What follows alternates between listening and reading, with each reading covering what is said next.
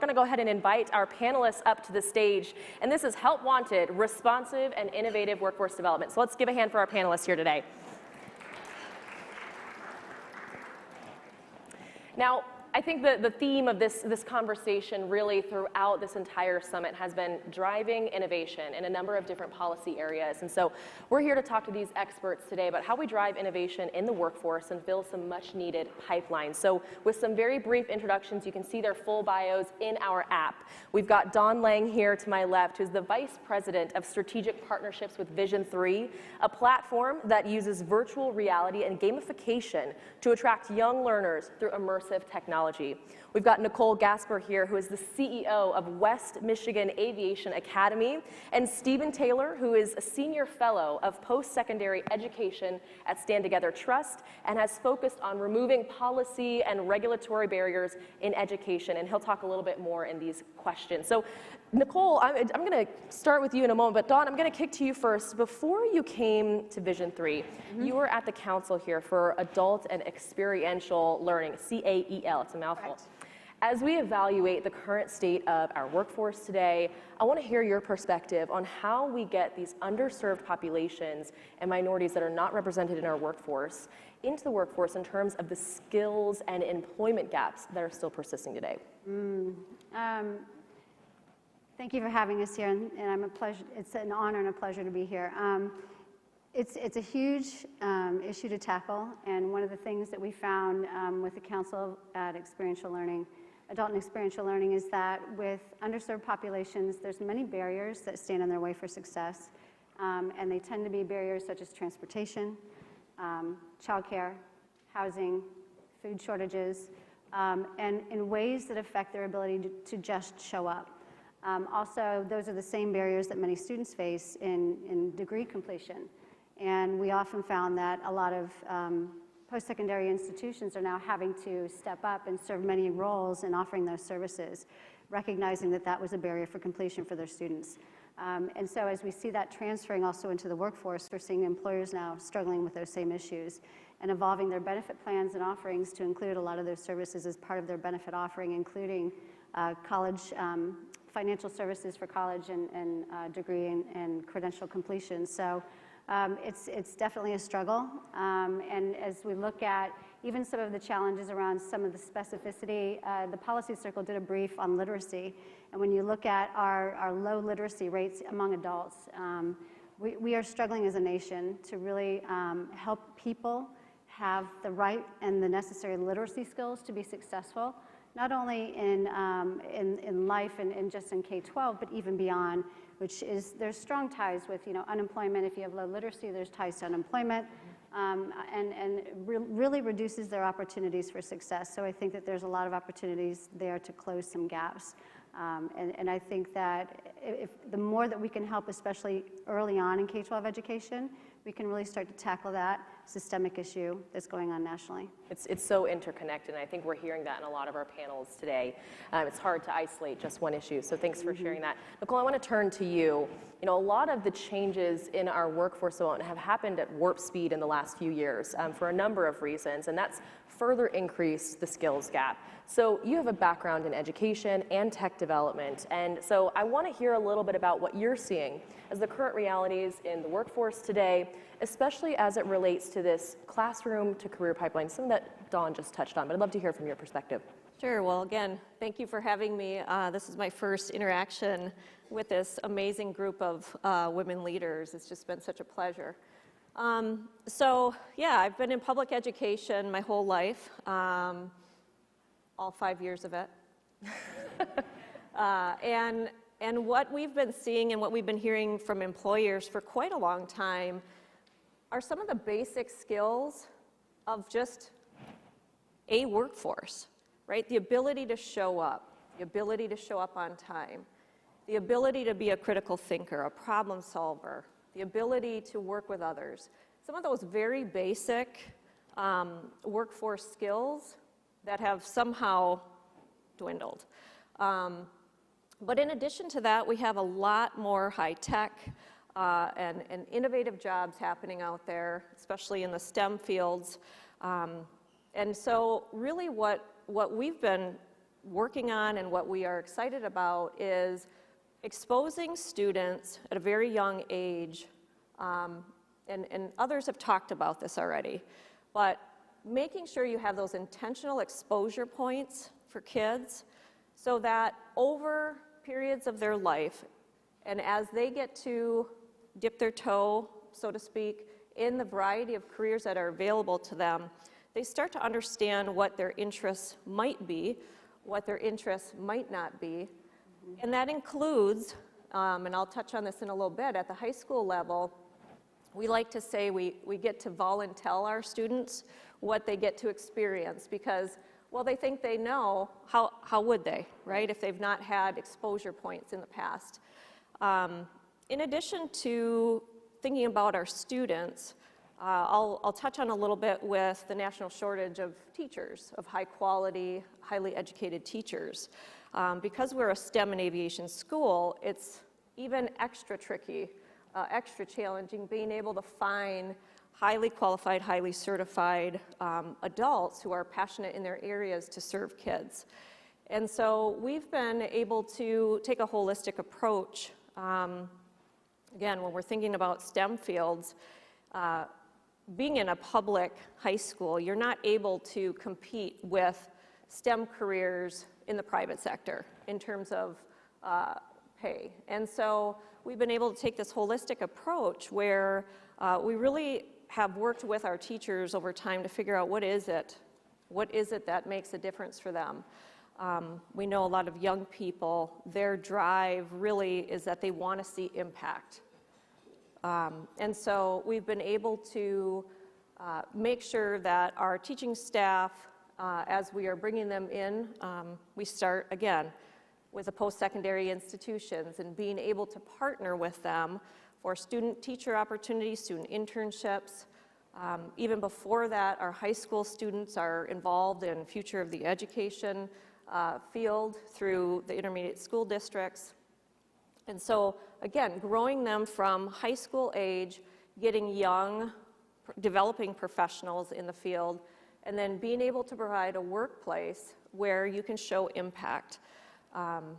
We also have done some innovative pieces with being able to work with our charter authorizer to be able to both scholarship students to the post-secondary fields, but also our teachers so that they can continue their training to be STEM educators.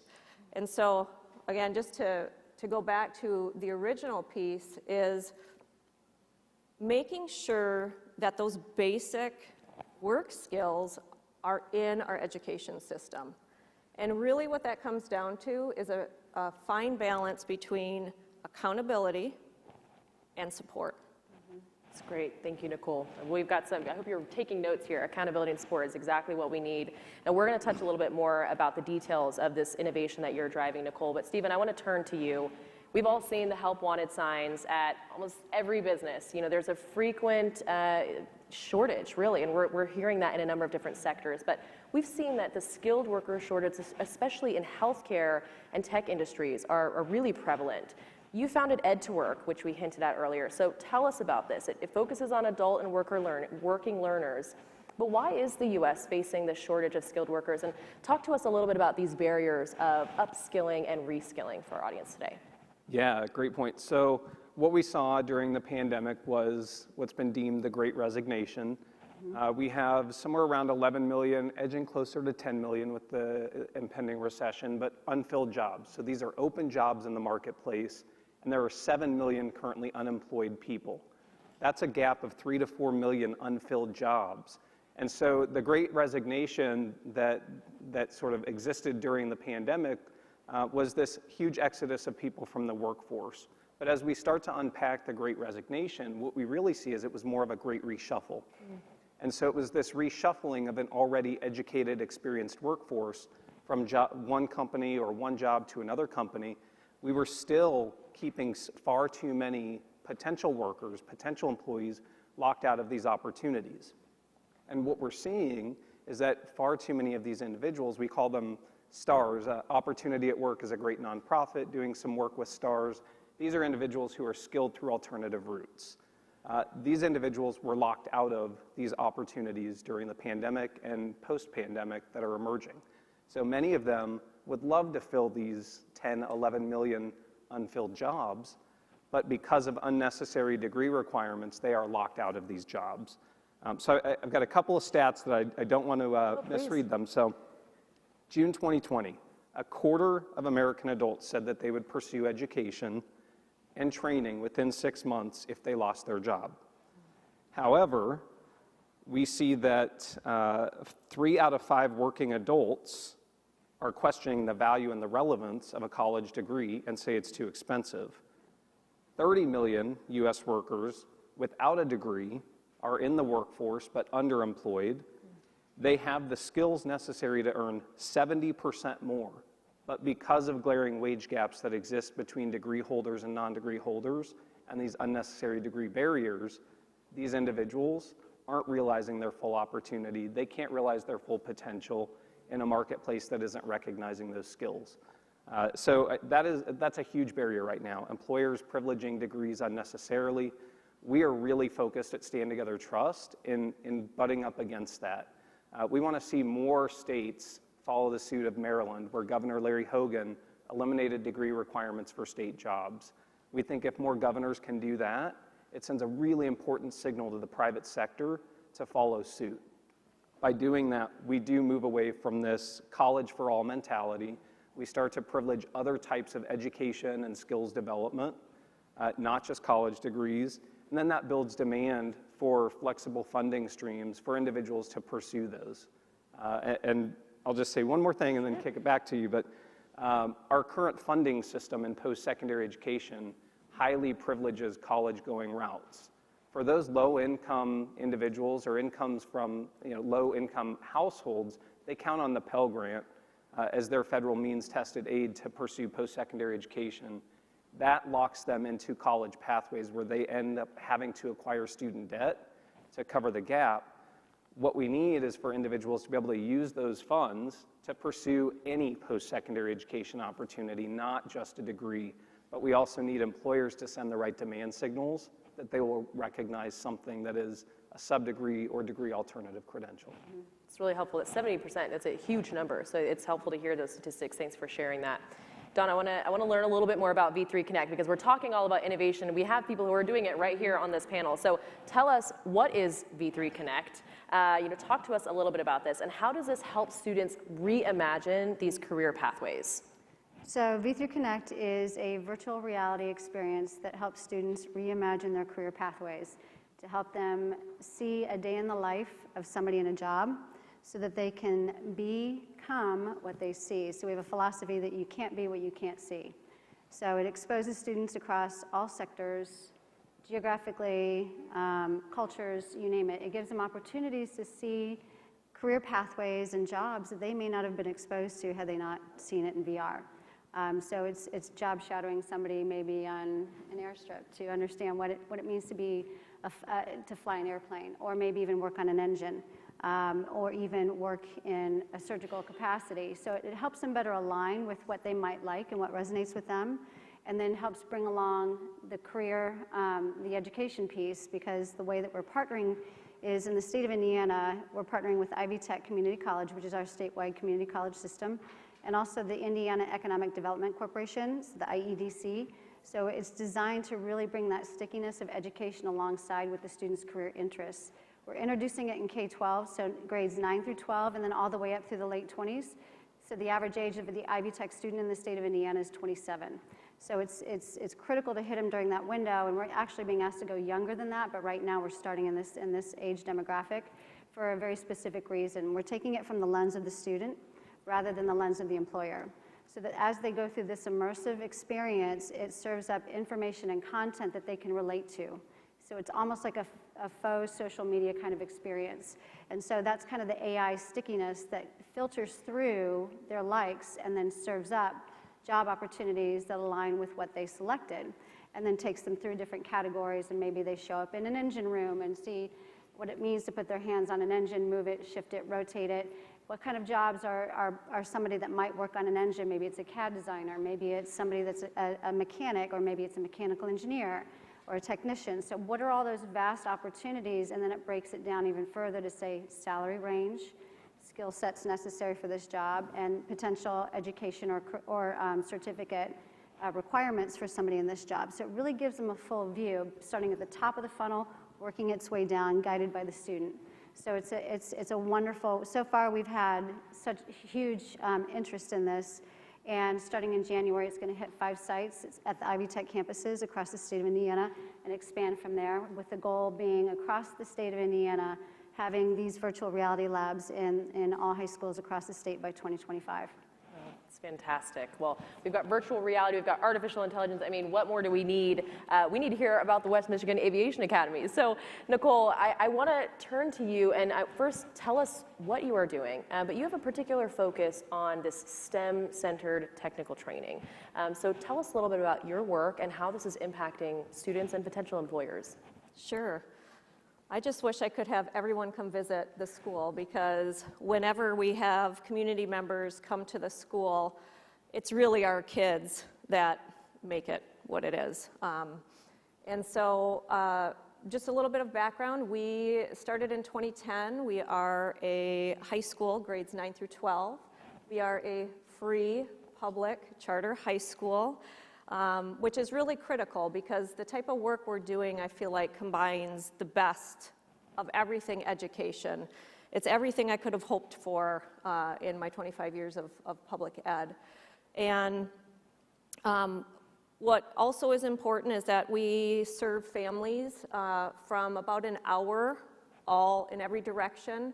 We pull from about 50 different school districts, and we're located right at the Grand Rapids International Airport. And so our kids are hearing and feeling and seeing airplanes every day, multiple times. The other piece about our school is that when it was started, when it was founded, and I do have to digress just for a second. So Mr. Dick DeVos tells a story of when he ran for governor, and the day after he was not chosen to be the governor of Michigan, he had a very clear calendar, and he was trying to figure out what he should do next. And it was encouraged by former U.S. Secretary of Ed, Betsy DeVos, his wife, to combine his loves, his passion areas, which are education and aviation, and hence the academy was born. And with that, though, comes just a beautiful foundation of high expectations, high levels of accountability with high levels of support. And so the goal, and others have touched on these, I mean, I was writing down so many key points from all the speakers today, because I feel like you were saying what I was hoping to say today, which is the goal is that a child's zip code never determines the quality of their education. And as a mom of 2 daughters, I mean, and any of the parents in here, I mean, that's absolutely what it comes down to. And so what was done, it was putting into place a variety of people that could really take a holistic approach to all of our children. Everything from special education services to social worker to English language learner support. We take our kids wherever they're at, from wherever they're at. There's no screen out process. There's no test out process. We have every kind of child in our building, which makes it really beautiful. We have 45 flags representing the birth origins of our kids from over the years. And so we're this beautiful, eclectic, diverse group that has all chosen the academy because either of aviation, engineering, and STEM, or because the culture that we have. Our mantra is, ladies and gentlemen, and I know that's outdated language for some, but for us, we're unapologetic about it. It's about respect and treating one another as you want to be treated. We don't give Ds. What does a D show? So it's A, B, C, F. We have uniforms, and as a mother of 2 daughters, thank God for the uniform. And everything we do is about utilizing these expectations as teaching tools. So, we tell our students, if we can't trust you to tuck your polo in and have your belt on every day, how can we trust you to fly one of our school airplanes during the day across the state of Michigan by yourself, which is exactly what some of our kids are doing. So we have 3 school airplanes and a glider. We have 17-year-olds flying airplanes by themselves, obviously, once they're equipped and we're confident. We have about 15 to 25 young women and men, 17, 18-year-olds, flying airplanes, earning their private pilot's licenses by the time they graduate high school. We also have UAS drones program where kids can earn Part 107A industrial commercial license where they can be workforce ready by the time they graduate. And there's so much more. I mean, we have an early college program we participate in. We have internships, apprenticeships, biomedical engineering, computer science. So very heavy engineering focus in our coursework, also aviation. I think my favorite part, though, about the school and about what we get to do with and for our families every day is that we have a group of adults that choose to come, not because they're paid as competitively as our neighboring traditional publics, because our charters get about a third less state aid, but everybody chooses to show up because they've bought into our mission, vision, values. And we show up every day so that we can serve the families who have actually chosen us. That's great. Thank you, Nicole. Yeah. I mean, really incredible what you all are doing. I know we are cutting it close to time, so Stephen, I want to hear from you, and then we're going to do one really fast rapid-fire round with you all. But Stephen, I want you to take it local for us. You know, talk about the local level innovation that you're seeing that is able to increase this post-secondary education attainment, equipping communities to really develop this workforce, and also tell us a little bit about what the role of community colleges are currently or what they could or should be, and a little bit about, you know, certifications, apprenticeship programs. You know, what are we missing and what can we do more of? Yeah, so an effort that I would point you to is in the National Capital Region, so ranging from Baltimore, Maryland, all the way down to Richmond, Virginia. The Greater Washington Partnership, through them as an intermediary, they've got what's called the Capital CoLab. Because the nation's capital region is now the 3rd largest region for digital tech talent in the country, with the move of Amazon and some other key employers there, there's a huge digital tech talent gap. We're talking tens of thousands of jobs in the next few years with nobody to fill those jobs. That's a key component of Amazon moving there, is that the region can fill those available jobs. So what Greater Washington Partnership has done is brought together some of the top digital tech employers in the region. So the Northrop Grumman, Booz Allen, Chase, Cap One, to say, what do you need? We will bring the educators to the table. They've got the top universities from Baltimore down to Richmond at the table saying we're ready to deliver. The reason it's working is not because higher ed's going and developing degree programs and then employers are, you know, kind of throwing darts at the board to hope something sticks. Together, employers, the actual digital tech scientists at these companies are working with the faculty at the institutions to co-develop what they call the KSAs, the knowledge, skills, and abilities around cyber, machine learning, AI, cloud computing, to say these are the jobs we need, these are the skills that we need. We as employers are best positioned to tell you how you can embed these in your programs in a way that we'll trust those skills as they're embedded in programs. And so because it's this co-creation process of skills embedded in credentials, and it can be a major, a minor, a certificate, a degree, employers automatically trust when somebody shows up with one of these credentials that's got the seal of approval from Greater Washington Partnership, that there's no question that they're work ready, they have the skills, and so that's how they're closing that digital tech skills gap in the region, is employers are co-creating and writing these KSAs and helping figure out how to embed them in the credentials, and they have a seat at the table, so they trust the process. And it's much different than the typical faculty, I've got my PhD, I know what's best, I've never worked in industry, and I'm gonna create this degree that's going to prepare somebody to go into an industry that I've never worked in. But I read about it, right? So now this is what's different, is we're building trust through this process. It's great and so needed. You know, we've heard a lot of terms thrown around that maybe people aren't experts. You know, VR, AI. Let's bring it back to our audience here. We are a community of change makers that are driving local solutions. So for our last round of questions with a rapid fire lightning round here, I want to know if you could share with this audience what they can do to bring this to their communities, to continue to drive innovation at that local level. Don, I'll start with you. Get involved with your schools. It has to start early. We're seeing it starting early everywhere. In fact, the state of Indiana is starting the career pathway conversation in the elementary level now. And so while you think that that's too early, what we're seeing in the workforce need right now is we can't fill the jobs that are even open. And I think you're seeing post-secondary institutions and four-year colleges trying to step up, like Purdue is offering a bachelor's, master's degree specifically in semiconductor industry jobs, because we're attracting those industries to the state. So they're intentionally creating these talent pathways out, up, and through into a job pathway.